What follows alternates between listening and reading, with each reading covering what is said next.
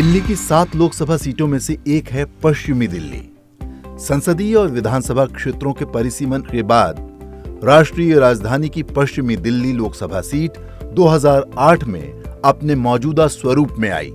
2008 से पहले इसका कुछ इलाका बाहरी दिल्ली संसदीय क्षेत्र में और कुछ दक्षिण दिल्ली निर्वाचन क्षेत्र में शामिल था।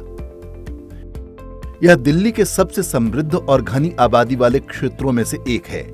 पश्चिमी दिल्ली संसदीय निर्वाचन क्षेत्र में आबादी करीब 60 लाख है और मतदाताओं की संख्या करीब 25 लाख। इस संसदीय क्षेत्र में 10 विधानसभा क्षेत्र हैं, जिनमें मादीपुर, जनकपुरी, द्वारका, राजौरी गार्डन, विकासपुरी, हरिनगर, उत्तम नगर, नजफगढ़, मटियाला और तिलक नगर शामिल हैं। देश से है प्यार तो हर पल ये कहना चाहिए, मैं रहूं या ना रहूं भारत ये रहना चाहिए। नमस्कार, संसद टीवी की विशेष प्रस्तुति आपका संसदीय क्षेत्र में आप सभी दर्शकों का बहुत बहुत स्वागत है। मैं मौजूद हूं अभी दिल्ली के द्वारका में और हमारे साथ बेहद खास मेहमान मौजूद हैं।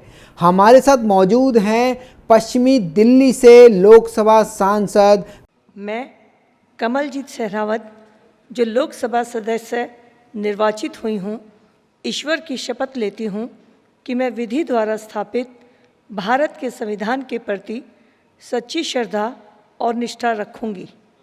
मैं भारत की प्रभुता और अखंडता अक्षुण्ण रखूंगी तथा जिस पद को मैं ग्रहण करने वाली हूं, उसके कर्तव्यों का श्रद्धापूर्वक निर्वहन करूंगी।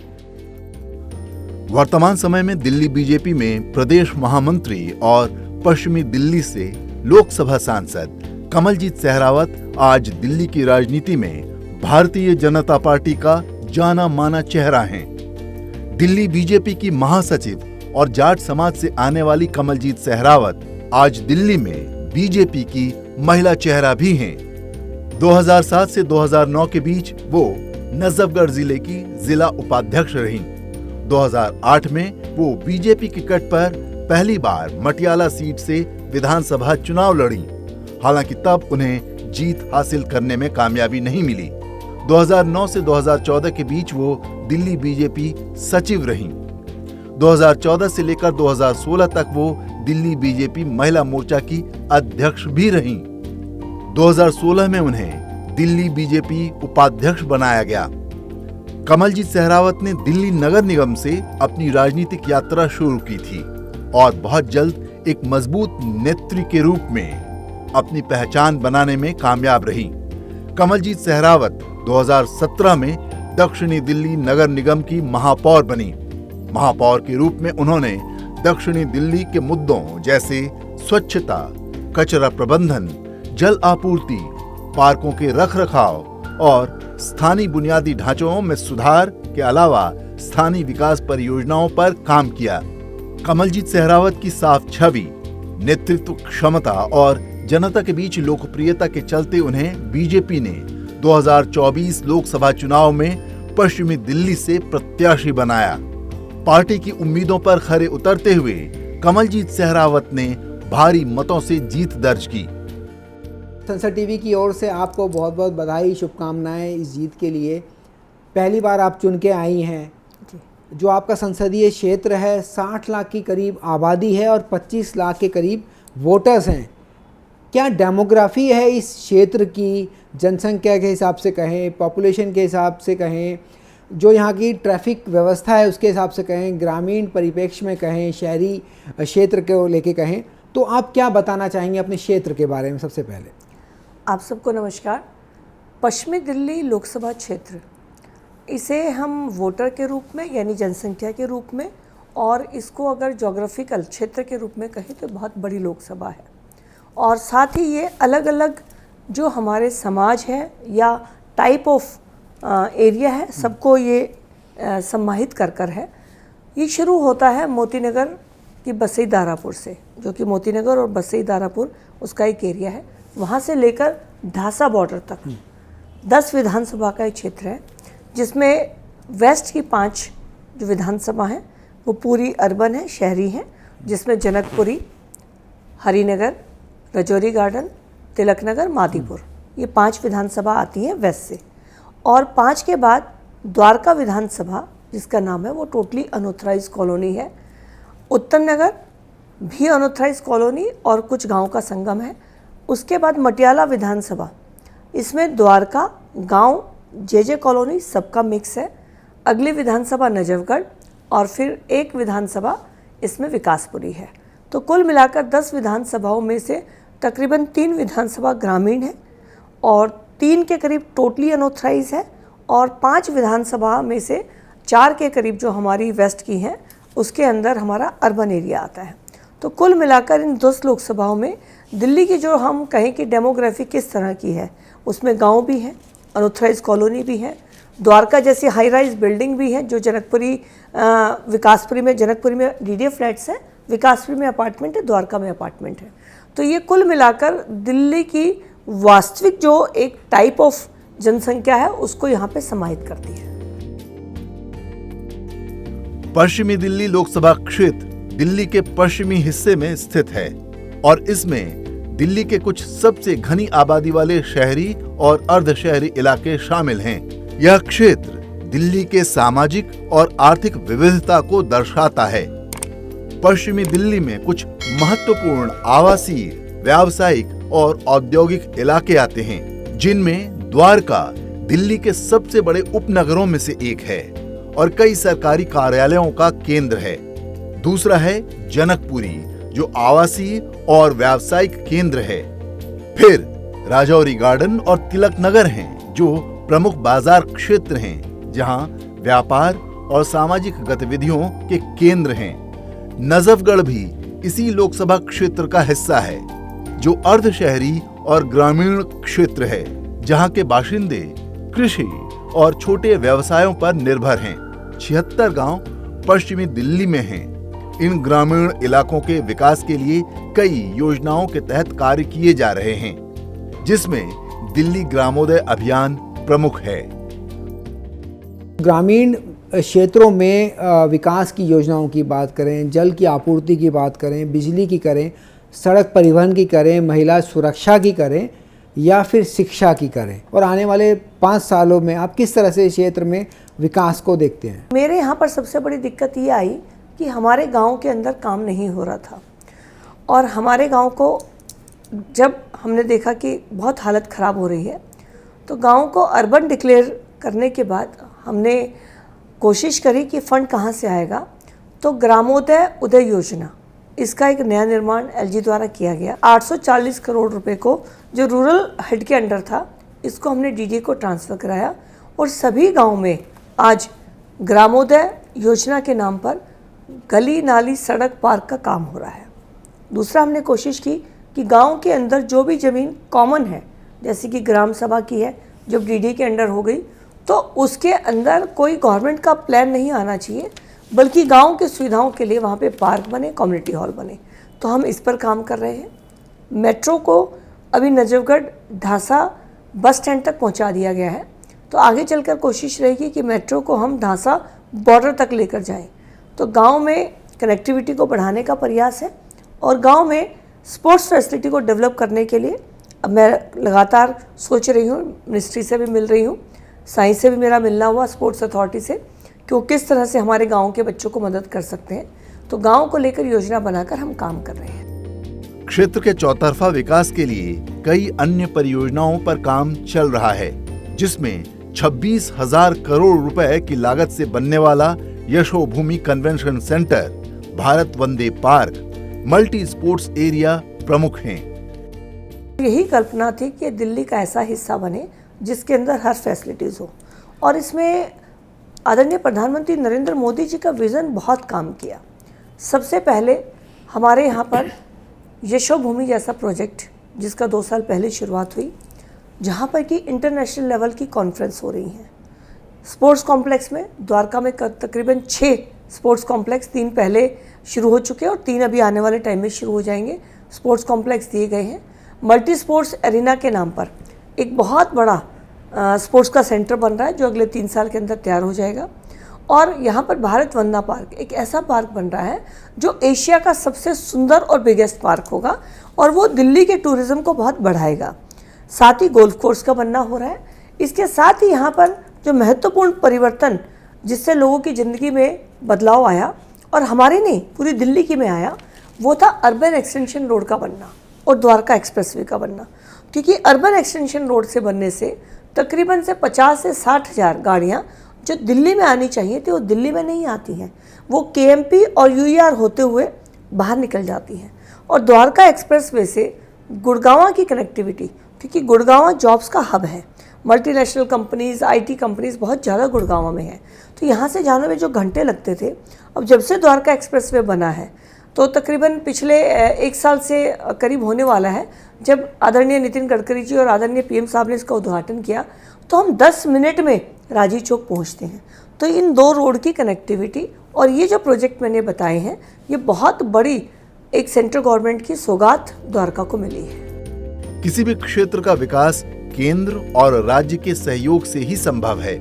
ऐसे में कई बार समन्वय की कमी की वजह से विकास की परियोजनाएं अटक जाती हैं और लोगों को परेशानी का सामना करना पड़ता है। किसी भी क्षेत्र में, चाहे वो कोई भी निगम पार्षद का क्षेत्र हो, लोकसभा का हो या विधायक का हो, सरकारों का अगर कोऑर्डिनेशन होता है तो जनता के विकास के काम ज़्यादा होते हैं। अब 2 साल पहले तक यहाँ पर नगर निगम में भारतीय जनता पार्टी थी, तो हमने चारों तरफ कूड़े के ढलाव को कम किया। मैं खुद निगम में मेयर थी, स्टैंडिंग कमेटी मेंबर थी, लीडर ऑफ हाउस थी, तो जितने भी हमारे यहाँ कूड़ा घर थे हमने उन सबको ढलाव घर को बंद करके वहाँ FCTS मशीन लगाई। अब आप पूरी वेस्ट दिल्ली में कहीं पर भी जाएंगे तो आपको ओपन कूड़ा घर नज़र नहीं आएंगे, हमने वहाँ पर मशीन से लगाई। हमने चौराहों को ब्यूटीफाई किया। तो सरकार अगर कोऑर्डिनेशन में चलती है तो बहुत फ़ायदा होता है, लेकिन ये दुर्भाग्य की बात है कि बहुत कोशिशों के बाद भी दिल्ली सरकार का कोऑपरेशन हमें नहीं मिलता है।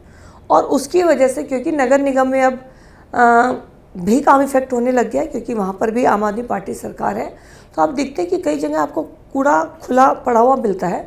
उसका कारण ये है कि आम आदमी पार्टी अभी तक स्टैंडिंग कमेटी नहीं बना पाई है, कोई भी फाइनेंशियल वहाँ पर डिसीजन नहीं हो रहे हैं, तो उसकी वजह से हमारी लोकसभा क्षेत्र को भी बहुत नुकसान हो रहा है।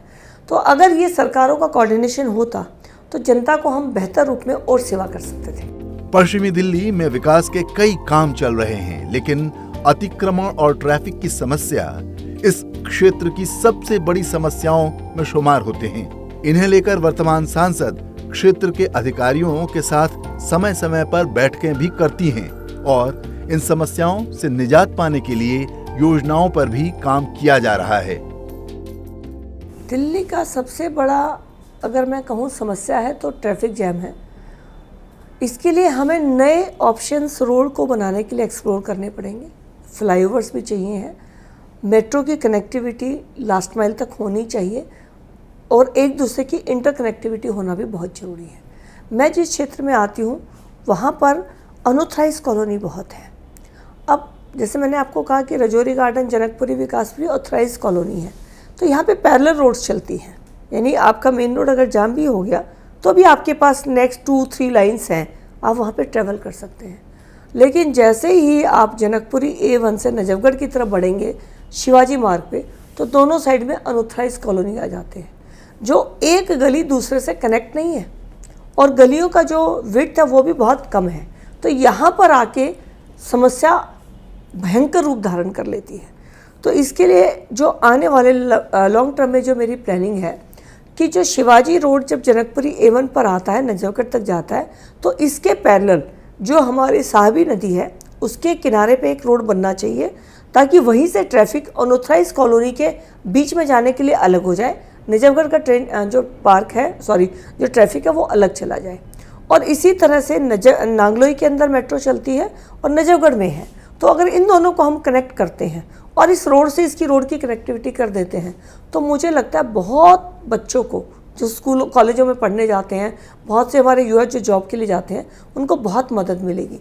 तो लॉन्ग टर्म में मेरी प्लानिंग है, कुछ रोड नए मेरे माइंड में है, हम उनको डेवलप करेंगे और कुछ मेट्रो कनेक्टिविटी को बढ़ाएंगे, ताकि मेरे एरिया की जाम की समस्या को काफ़ी हद तक छुटकारा मिलेगा। क्षेत्र के विकास को लेकर कमलजीत सहरावत जितनी गंभीर हैं, उतनी ही संवेदनशील लोकसभा में उठाए जाने वाले मुद्दों को लेकर भी हैं। पश्चिमी दिल्ली में लैंड पूलिंग और नए मास्टर प्लान के जरिए क्षेत्र का अभूतपूर्व विकास हो सके, यह कमलजीत सहरावत की एक बड़ी प्राथमिकता है। कि बिजवासन रेलवे स्टेशन को जो मैंने ड्राइंग देखी है वो 450 करोड़ का बहुत शानदार, बिल्कुल जैसा हम बाहर देशों में देखते थे वैसा है। और एक ही बात यहाँ पर कहना चाहती हूँ कि कुछ ना छुपाया जाए, कुछ ना छुपाया जाए तो अच्छा रहेगा, सबको साफ साफ बताया जाए तो अच्छा रहेगा। माना कि अदालत सजाई है अपने महफिल में, कोई बात नहीं, पर गवाह हमारे मोहल्ले से भी बुलाया जाए तो अच्छा रहेगा।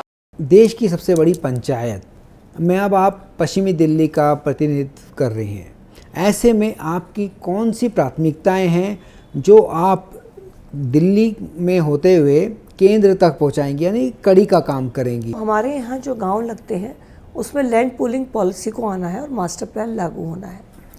तो हम लगातार लैंड पूलिंग पॉलिसी पे काम कर रहे हैं। लैंड पूलिंग पॉलिसी के एप्लीकेबल होते ही जो हमारा देहात है उसकी गुड़गांव की तरह कमर्शियल एक्टिविटीज़, कमर्शियल, रेजिडेंशियल सब चेंज हो जाएगा। तो उसमें हमें बहुत इस एरिया को डेवलप करने में मदद मिलेगी। तो इसके लिए हम लगातार बैठक कर रहे हैं और मुझे लगता है कि आने वाले कुछ ही महीनों में हम लैंड पूलिंग को यहाँ पर एप्लीकेबल करवा लेंगे। तो जब ये लैंड पूलिंग यहाँ पर होगी तो इस क्षेत्र में एम्प्लॉयमेंट भी बढ़ेगा, क्योंकि नया एरिया आएगा, नई कमर्शियल एक्टिविटीज़ होंगी, कंस्ट्रक्शन का काम चलेगा और नए तरह की जो काम हो सकते हैं वो हब्स भी यहाँ पर बनेंगे।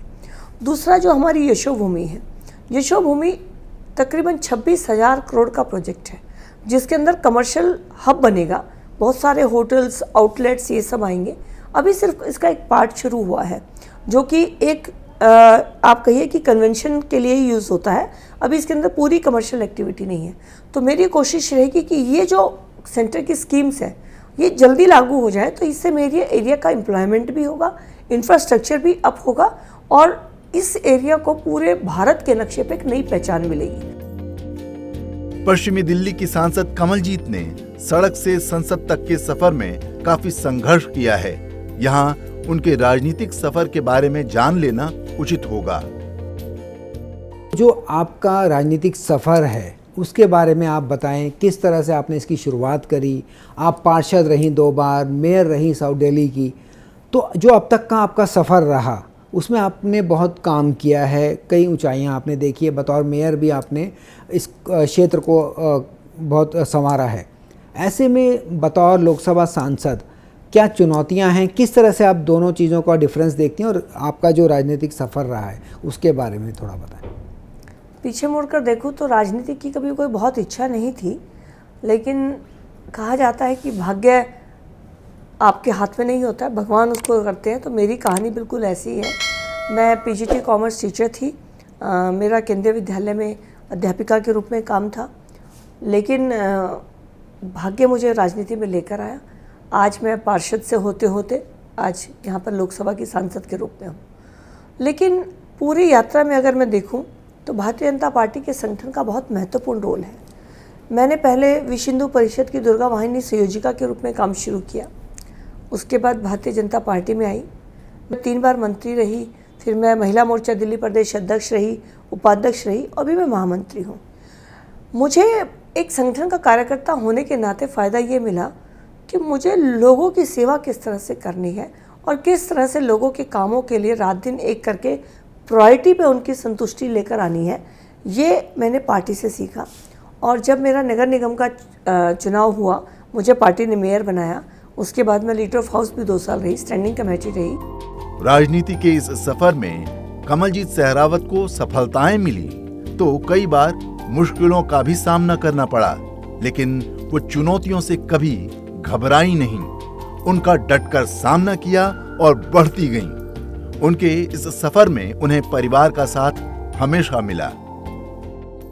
अब तक हम बिल्कुल अडेप्ट हो चुके हैं और हमने एक्सेप्ट किया है कि हाँ, सबसे पहले जनता होती है और फिर फैमिली होती है। तो जनता सबसे पहला परिवार है और फिर हम अपने आप में आते हैं।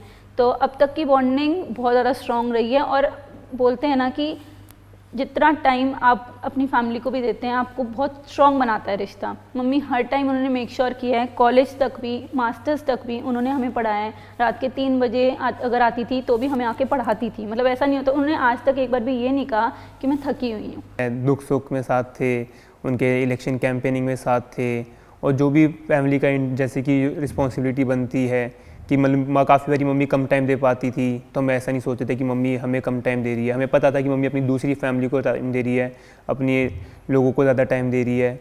वो उनको काम करने में बहुत खुशी मिलती है, तो उनकी खुशी में हम खुश थे। बगैर परिवार की सपोर्ट के कोई चीज़ चल ही नहीं सकती। पर राजनीति कमलजीत ने शुरू की तो राजकुमार सहरावत उसके साथ शुरू से ही कंधे से कंधा मिला के चला। अपने सांसद से क्षेत्र की जनता की उम्मीदें वाबस्ता हैं। उन्हें एक उज्जवल भविष्य की आस है। हर गांव, हर कस्बे, हर शहर की जनता की एक सी उम्मीद होती है, एक ऐसा नेता जो उनके मुद्दों को समझे, उनकी आवाज बने और उनका विकास करे। कमलजीत सहरावत जी के बारे में अगर मैं बोलूं तो पहले भी वो उन्होंने मेयर पद पर रहकर, पार्षद रहकर भी बहुत सारे काम करवाए हैं, और महिलाओं को तो वो पहले स्थान पे अपनी समस्याएं कोई भी हम जाती हैं लेकर तो वो सुनती हैं। जितना भी उनको जानती हूँ उनके काम से ही जानती हूँ। अमराई में मैंने देखा महिलाओं की सुरक्षा को लेके जब भी कोई छोटा सा हमारा कोई भी काम होता है हम जाके बोलते दीदी ये हमारे साथ ये घटना हुई है, तो वो दिन देखती नहीं रात देखती हमारे साथ खड़ी रहती है। जब से कमलजीत आई है मैंने बता दिया ना, मैं और दूसरे को किसी को जानता ही नहीं। इतनी बढ़िया, इतनी सॉफ्टनेस, इतना काम में जो भी हाँ अंकल जी आओ, हाँ जी आओ अंकल जी आओ, एकदम से जो है ना वो करती है। पब्लिक से, कॉलोनी से, गांव से, हर चीज़ से जुड़ी रही है, और काम में तो लगा लो हर आदमी तारीफ कर रहा है इसके काम के लिए। ये सांसद थी या ना थी, उससे पहले भी ये सब की मदद करती थी और अब भी इसके लिए परिवार भी उठाए और बाहर के भी ऐसे एक जैसे जो काम है तुरंत करती है। पूरे क्षेत्र के अंदर जो पहले जो लाइट LED जो अब लाइट थी, ये सब कमलजीत जी की ही देन है। तो मिल के काम कर रहे हैं और एक निडरता से हम महिला इनके पास आती हैं और अपना काम करवा के ले जाती हैं। किस तरह से आप मैनेज करती हैं संगठन को, आप लोकसभा क्षेत्र को और अपने परिवार को? देखिए, तीनों ही क्षेत्र बहुत महत्वपूर्ण होते हैं, क्योंकि परिवार, आप जहां आपके परिवार के लोग हैं वो उम्मीद करते हैं, और क्षेत्र की अपेक्षाएं भी होती हैं कि वो अपने चुने हुए प्रतिनिधि से उम्मीद नहीं करेंगे तो फिर किससे करेंगे। और संगठन भारतीय जनता पार्टी के सभी कार्यकर्ताओं की बैकबोन है। तो जब आप किसी काम को बोझ समझते हैं तो मुझे लगता है उसको करने में दिक्कत होती है, लेकिन जब तीनों ही परिवार के रूप में हैं, तीनों को काम करने में मज़ा आता है, लगता है कि हम इनके लिए क्या कर दें, तो ये कभी ऐसा एडजस्टमेंट की ज़रूरत नहीं पड़ती है, वो ऑटोमेटिकली हो जाता है। किस तरह का बैलेंस आपने किया और किस तरह का आप मोटिवेट करेंगे आने वाली युवा पीढ़ी को? सफलता वो कहीं पर भी हो, उसकी कीमत होती है, और उसकी सही कीमत को जब आप आंक कर आगे बढ़ते हैं तभी हम सफल होते हैं। सफलता सिर्फ हम सांसद बन गए ये सफलता नहीं है। सफलता 3 तरह से है। लोकसभा के हमारे जो परिवारजन हैं जिन्होंने हमें यहाँ पहुँचाया वो हमसे संतुष्ट रहें, और वो परिवार जो रात दिन सुख दुख में हमारे साथ खड़ा रहा, जिनकी वजह से हम यहाँ पर हैं, वो भी हमसे संतुष्ट रहे, बहुत बड़ा है। तो जिस व्यक्ति का चेहरा होता है उसकी बहुत कैलकुलेशंस रहती हैं। PM साहब को आप देखिए ना, 365 दिन में एक दिन भी छुट्टी नहीं लेते हैं।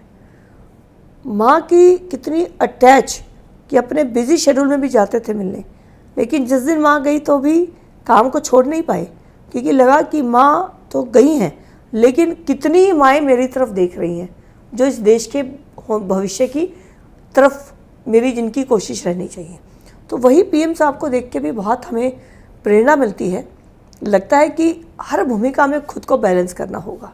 तो सबसे पहले तो अपने परिवार में कितने बजे भी आएँ, कोशिश रहती है कि उनसे ज़रूर मिल लें। जब भी लगता है थोड़ा बहुत समय है तो उनके साथ बैठें, उनके साथ डिस्कस करें घर परिवार, क्योंकि घर भी एक बहुत बड़ा इंस्टीट्यूशन है। अगर वो ही फेल हो गया तो आप कहीं के नहीं हैं। मुझे ऐसा लगता है कि मेरा परिवार मेरी सबसे बड़ी ताकत है। कमलजीत सहरावत प्रधानमंत्री नरेंद्र मोदी को अपना आदर्श मानती हैं और 2047 तक विकसित भारत के प्रधानमंत्री के लक्ष्य को हासिल करने के लिए अपने क्षेत्र की भूमिका को अहम मानती हैं। अपने क्षेत्र के विकास के साथ में लोगों में जागरूकता लाना, क्योंकि सफाई अभियान जागरूकता का सारा। अगर मान लीजिए आज दिल्ली में पॉल्यूशन है तो इसमें भी लोगों को वो थोड़ा पब्लिक ट्रांसपोर्ट की तरफ अट्रैक्ट हो, वो थोड़ा प्राइवेट गाड़ियों पे ना जाएं, और इस तरह के अनेक काम, पौधे लगाना, जैसे कि अभी एक पेड़ माँ के नाम ड्राइव पीएम साहब ने चलाई, तो इस तरह के अनेक अभियान हमें शुरू करने पड़ेंगे और हम सबको अपनी भूमिका तय करने में एक माइंडसेट तय करना पड़ेगा। तो 2047 विकसित भारत का सरकार अपने लेवल पे कोशिश करेगी और कोशिश में अभी तक सफलता भी मिली है। 11वें नंबर की अर्थव्यवस्था अगर 10 साल में 5वें नंबर पर आ जाती है, उस देश को छोड़ते हुए जिसने 200 साल हम पर राज किया, तो बहुत बड़ी बात है।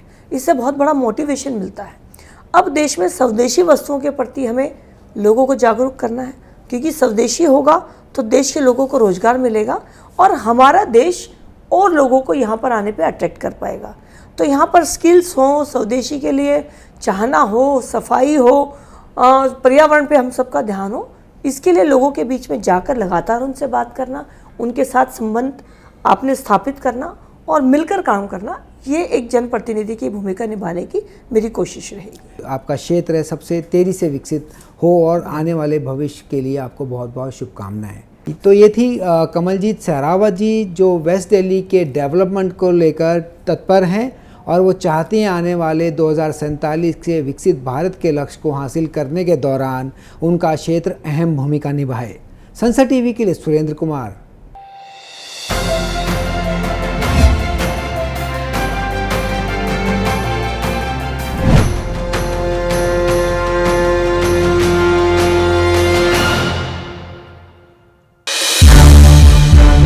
संसद टीवी के और भी प्रोग्राम्स देखने के लिए सब्सक्राइब करें हमारा YouTube चैनल और हाँ, इन्हें लाइक और शेयर करना ना भूलें।